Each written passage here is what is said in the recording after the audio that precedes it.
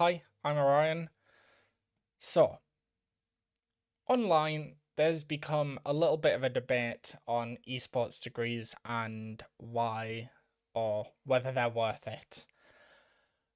And as an esports student myself, I feel like I need to be like, hang on, let's listen to someone who's actually having the experience. So, are esports degrees worth it?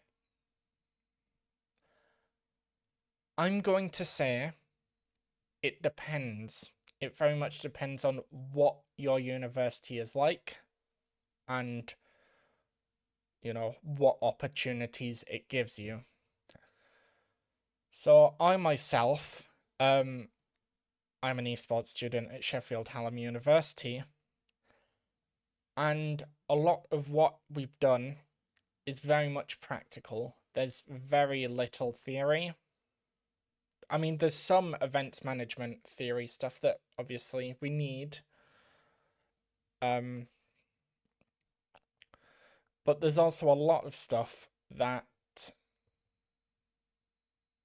is practical. And on a personal level, you know, for what it's worth, you need experience in esports personally. And you need to be doing things to show that you're actually doing things. Um,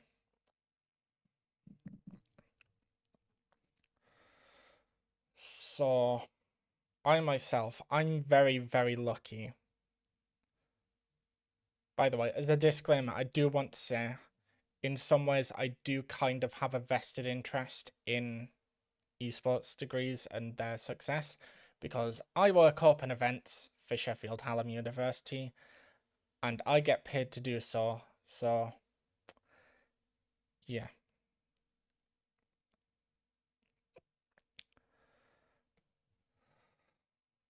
But, oh, I've lost my train of thought now.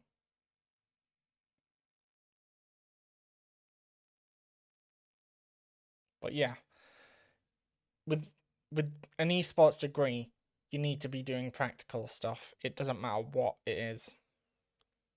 You need to show that you're doing work and have things to show for.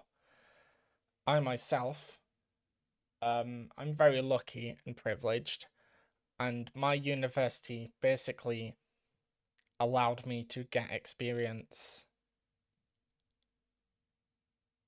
at the education sort of portion of a football club's non-profit. Notice how I say a football club's non-profit, because as much as I say the team name often, there's always the asterisk. There's always that. Um, and personally, I don't think I'd have had that opportunity without the university I've gone to. You know, is it a voluntary role? Yes, but I'm getting experience, and again, it's something I don't think I'd have gotten unless I went to uni and went to the university I did. So personally, for me, it has been worth it. Now, will I be employed afterwards? I don't know. I think afterwards, after uni, I think my next steps might be just to start up my own business because esports is a niche. Esports in the UK is a much smaller niche. Now, in the UK, we've had a lot of organisations and things pull out. So, esports production company ProMod is now out of business because their contracts were up with, ESL stopped doing their Premiership in the UK, so that meant that they weren't able to run that. That was one contract gone, and then the other contract that went was with Valorant, and we don't talk about Valorant. But then, because of those, contracts that went out, they had to shut up shop, and that has left a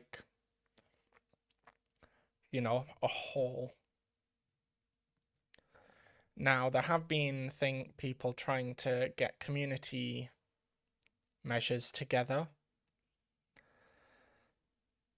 But I feel like on a personal level, it's very different to, me casting over a UK CS game. It's very different having, a full-on professional broadcast with analysts, with casters, and all that stuff that, ESL Premiership had.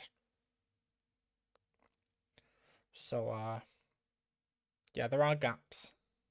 I think I'm going to do whatever I can to fill that after I finish university. Because at the end of the day, if you find a gap in a market, you can make money. Anyway, this has gone on a pretty big tangent, but yeah, personally, my esports degree has been great. Whether it'll allow me to access further employment, I'm not too sure on myself yet. But for now, I've got an experience that I wouldn't have had without it.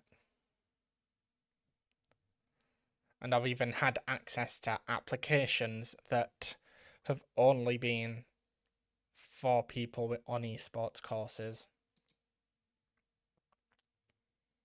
So it's a push and pull. You're going to have to ask, what connections people have.